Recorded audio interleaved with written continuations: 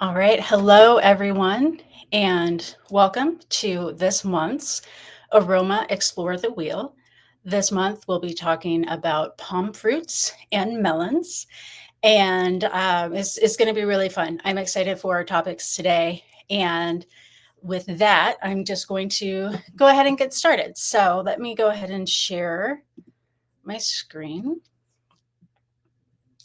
And as always, if you all have questions, you can put your questions into the comments on YouTube, and I'll try to keep an eye on those as we go through so I can answer them, any questions or anything that comes up as we go.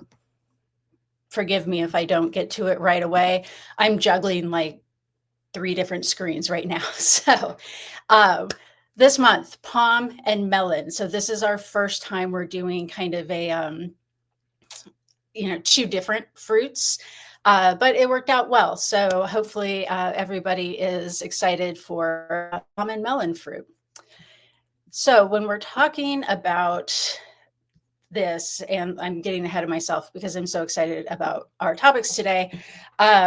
Again, if you've been here before, I don't think we have anyone new, so this should be familiar to you.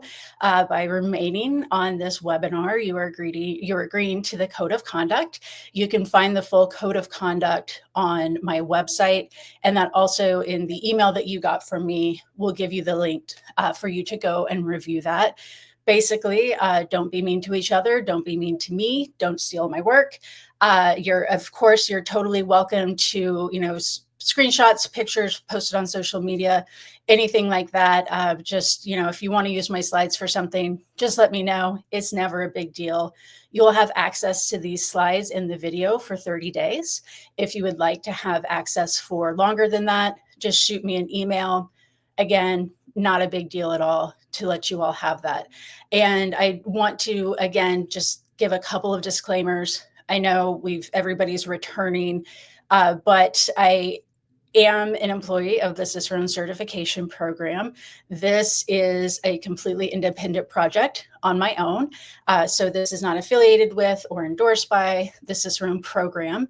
And understand, and nobody's really asked any questions yet that I felt like it could be a potential conflict of interest for me to answer. So ask whatever questions you have, and just trust that if something that I feel like I can't answer, I'll let you know, and then we can follow up with it offline. So that is our code of conduct. By remaining on here, you're agreeing to that. And next, we're going to talk about our session overview. So this is going to look like what we've had in all of our previous webinars. We're going to do our warm-up exercise, get ourselves ready to start evaluating. We'll do our blind smelling exercise, our first one. Then we'll have our flavor discussion. Then we'll do our second blind smelling exercise. We'll do the flavor reveal, and then we'll wrap up with the Q&A. But like I said, pop your comments and questions in throughout, and I'll try to answer them as we go. So we're going to start with our warm-up exercise. So this is going to be our pre-evaluation routine. And I will also apologize. I ran out of patience for making everything appear line by line on the click. So we're going to have a few slides that are just text. And I'm sorry about that, but it's not easy to do in Canva, and my patience for doing it is very small. So when we're talking about our pre-evaluation routine, this is something that I want you to develop for yourself. Like I've said before, you can certainly, I will show you what I do. You can certainly use that to inform what you do. The goal of this is not to have you just, mimic exactly what I do. The goal is to give you space right now in this space. You're just by yourself somewhere. Nobody can see you unless you're me. Not that I can see you, but you can see me. And I want you to get used to doing this routine before you're going to evaluate anything, whether it's, judging, if you're going into an exam, if you're just practicing at home. When you do this, one of the things it's going to do is it's really going to signal to yourself like, okay, we're here. It's time to evaluate. The other two things that it's going to do, it's going to help you calm your nervous system, and it's going to help you focus on the task. And, both of those are very important when, particularly if you're in a stressful situation, like let's say an exam setting, knowing that you have this routine that you're going to be able to perform when you go in, that's really going to help kind of settle some of those nerves. And I'm a very big proponent, particularly when it comes to things like exams, to, try to figure out all of the parameters you can. And, understanding even just simple stuff like where do I park when I get there? Where do I go? Just things like that. If you can figure out what you can ahead of time, because then you're just leaving less up to chance on your actual exam day or your judging day or whatever. So the way that I do this is the first thing I do is I reduce tension. I've mentioned before, I typically have my shoulders way up here by my ears, my jaw's always clenched. So for me, one of the first things I do is just kind of shake out, roll my shoulders, kind of stretch out my neck a little bit, and really just work on kind of relieving tension, particularly in my upper body. I also like to do like a good lat stretch, to just kind of stretch down through here, and then maybe a chest stretch. We spend so much time hunched forward that anytime you can do a stretch to open up your chest is great. But again, doing what you can to release tension. I recommend looking into different breathing techniques. The ones that we've talked about here are box breathing, where you inhale for a count of four, hold for a count of four, exhale for a count of six, and then stop for just a single beat at the bottom, and then start over again. The other method that we've talked about here is alternate nostril breathing, and that's exactly what it sounds like. You're going to close one nostril, inhale through the other nostril, close that nostril, exhale through the other one, inhale. So every time you're switching, you're going to switch when it's time to exhale. And both of those are really, really good for calming down your nervous system, for helping you focus. And, for me, while I'm doing that breathing routine, I will also think through what is it that I'm about to do. I will visualize that. And particularly if you're doing something like, let's say you're studying for an exam, right? And you're doing a practice panel.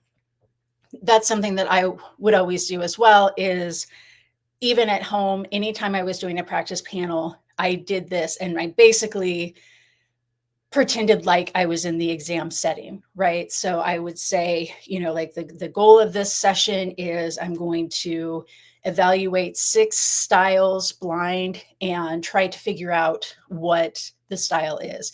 So just tell yourself what it is that you're doing. It sounds a little silly, but I promise it's very effective and will definitely help you. So then again, when you get into that situation, you've controlled the parameters, you kind of thought your way through it, your brain knows what's going on. And that's going to help you not only focus, but it's going to help you, just ignore all of the stuff, all of the other things, the things that you can't control.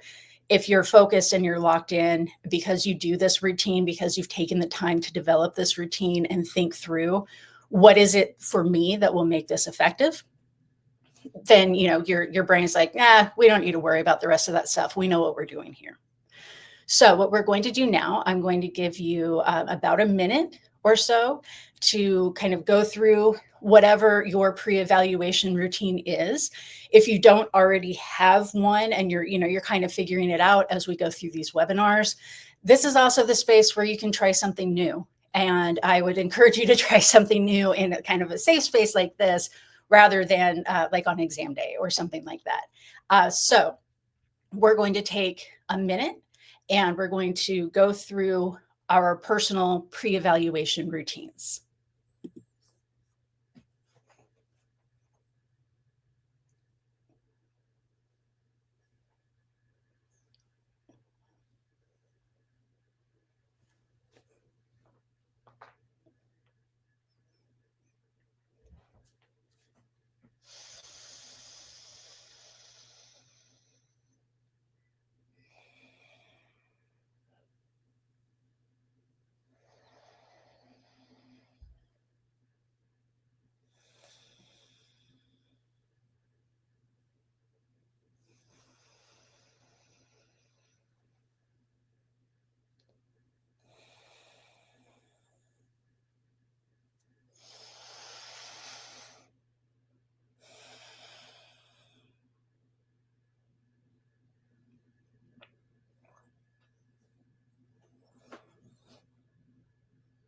Okay, so it's been about a minute. I'll invite you to kind of come back as you're wrapping up. And also, when we talk about this pre evaluation routine, this actually also helps me when I'm doing these webinars. So, you all may be thinking like, I'm going to be blind smelling these vials and figuring out what fruits are. And I'm over here like, okay, don't freak out. Everybody's nice. Nobody's going to be mean to you.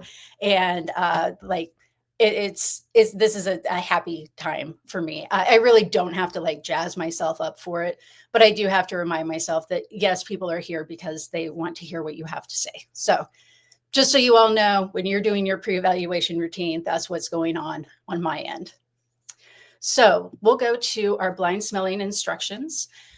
What I want you to do is go to our blind tasting form. I added a QR code.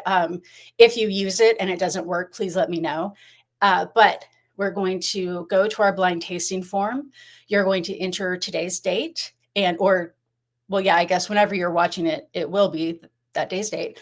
So today's date and your personal 3-digit ID that's written on the little card insert that you got.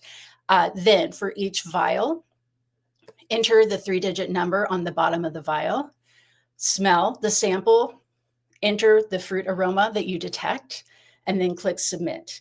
Make sure that you click submit at the end, and we will be using this form, the same form later on when we do our second blind smelling exercise. So what we're going to do is I'm going to give you 5 minutes to go through your vials that you have. So you should have 7 vials. And you'll notice when I sent them to you, you have a box of pome fruit and a box of melon fruit. I'm going to leave that up to you, whether you mix all 7 of the vials up together, or if you do pome fruit first, melon fruit second, or vice versa. So that's going to be completely up to you. However you would like to do it, totally fine. Again, we're looking for progress, not perfection. Your sensory journey is not going to be linear. So I have also made a list for you of different kinds of pome fruits and different kinds of melons. And those are everything that you have in front of you in your vials is on one of these 2 lists. So I let me know. I know the very first webinar, I just kind of had you all do it completely blind. If you prefer doing completely blind without a list, let me know and we can go back to the other way if you like being able to have kind of this list to sort of help you get in to like, okay, this is what we're talking about when we're talking about melon or whatever, then that's totally fine too. But I want to make sure that I'm doing this the way that you all find the most value in it. So I'm going to set the timer for 5 minutes and best of luck. Again, progress, not perfection. So get to smelling.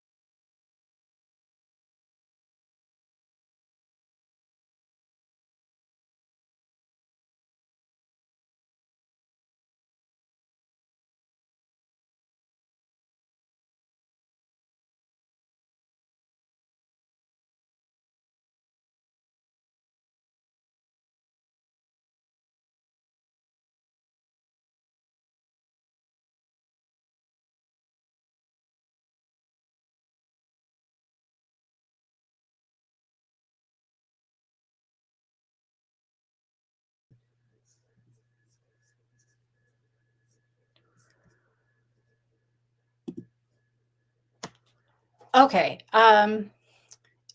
If you can hear me, maybe you can hear me. I'm not sure what is going on with my audio, but I have been just truly hilarious this entire time. Um, so I'm going to wrap up here quickly, and I know that you all still can't see. Yes, you can hear me now. Okay, excellent. I am so sorry about that. I was over here just talking away and like saw the all of the comments and was like, wow, this is a really lively chat. I'm so glad. And yeah, then I looked and nobody could hear me. So luckily it is being recorded, and definitely reach out to me with any questions after that. Sorry, I'm really sorry about that. So let's wrap up here and let's do our flavor reveal. So like we did last time, what I would like for you to do, we're going to do these flavor reveals one by one. And what I would like for you to do is when we go through each one, smell it and say out loud, or you like say to yourself what the aroma is. And the reason why that's going to be helpful for you is saying it is going to help strengthen that connection between your nose and your brain, right? If you're somewhere where it would be really weird to just be chanting like apple or something, don't worry about it. But, just smell it and say it to yourself to help build that connection. All right. So our first, oh my gosh. Okay. Here we go. Our first flavor sample we're going to reveal is going to be 077. And this one is apple. And I apologize. I will do some more digging and see if I can get more specific for you than just apple, because obviously there's a lot of different apple aromas. This one is, I believe, should be more of that red delicious apple. We're not looking at something like a candy apple. That would be like ethyl hexanoate. We're just looking, just think red delicious apple when we're talking about apple. The next one we'll do is 588. That one is Granny Smith. So I did have more specific information about that one. And something that I think is interesting about this Granny Smith is I was completely expecting when I first smelled it that I would be like, oh, acetaldehyde, because Granny Smith apple is one of the main descriptors for acetaldehyde. And so it was interesting to me that it just smelled like a Granny Smith apple, not like acetaldehyde. If anybody else felt the same way, let me know. Next, we have 634, and this one is pear. And like I mentioned, I do these alongside with you all, and that one really, really confused me. And actually, it's interesting now that I'm looking at these versus what I wrote, because for sample 588, the first thing I wrote was spice. And I was thinking specifically like a pie or like spiced fruit. And now that I see that, I'm like, oh, that's probably because remember last time we talked about mixtures. And so in my brain has taken something like a Granny Smith apple and kind of combined that into something like an apple pie. So when I smelled it, I was like, okay, this is like a baked good. Yeah, I said it was pear. It wasn't pear, it was Granny Smith. So 634 is pear. 605 is cantaloupe. And these also, I mean, I think I said, well, I don't know if you all heard me say, but I found this flavor panel to be the most difficult one for me that we've done so far. And I got apple correct. I don't think I got anything else correct. 774 is cucumber. Cucumber is actually a melon. 764 is honeydew. And I do apologize. I think we've got one more, right? Yes. 798, watermelon. And I also saw the comments that I only have 6 fields in my blind tasting form. So I'm just messing up all over the place today, but I will fix that for future ones. And I appreciate everybody letting me know and doing your best with that. So these are our 7 aromas that we had tonight. We had 3 Pome and 4 Melon. The next slide I have is these are all of my sources. This is where I got all of the information that I told you about today. If you have any questions about any of these, just let me know. Again, I have to plug Escarpment Labs. Their YouTube channel is probably the channel that I watch the most. They have, I have on here this part 2, but they have this 4-part yeast basics series of webinars that are just fantastic. And I used them when I was studying for master. It really helped get a lot of concepts, like help them all gel for me, because they do an excellent job of like, we're not going to give you the entire biochemistry. We're going to tell you what you need to know as brewers. Escarpment Labs, they also, I've got this troubleshooting article on here that I used as well. They just have an amazing website, amazing YouTube channel. They're completely changing the game in terms of teaching people about yeast. So that is my very last slide I have. Next month will be our citrus 1.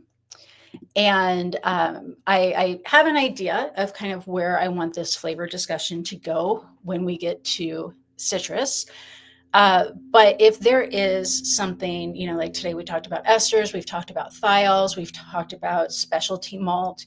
If there's a topic that, you're like, I just would really like, I don't know, I would really like for Jen to talk at me about this topic, let me know. I'm completely open to that. Again, I want to make sure that you all are finding value in this.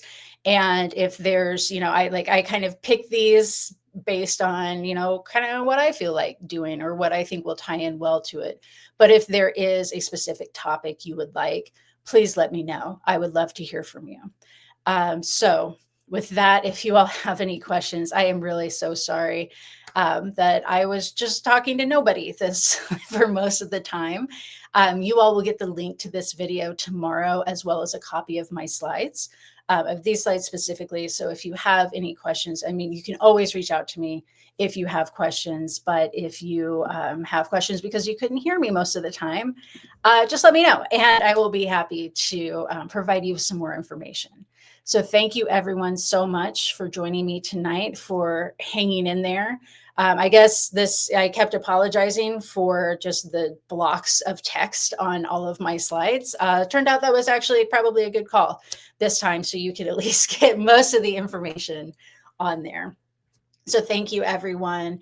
And I really appreciate you hanging in there. And I really love doing these webinars. I get very excited about doing them. And I really love that all of you are also equally interested in this. So I hope you all have a great night. I hope you have a great rest of your week. If you're going to be at CBC, I will see you there. If you see me there, just say hey. And yeah, that's it. Thank you so much, everyone. Bye.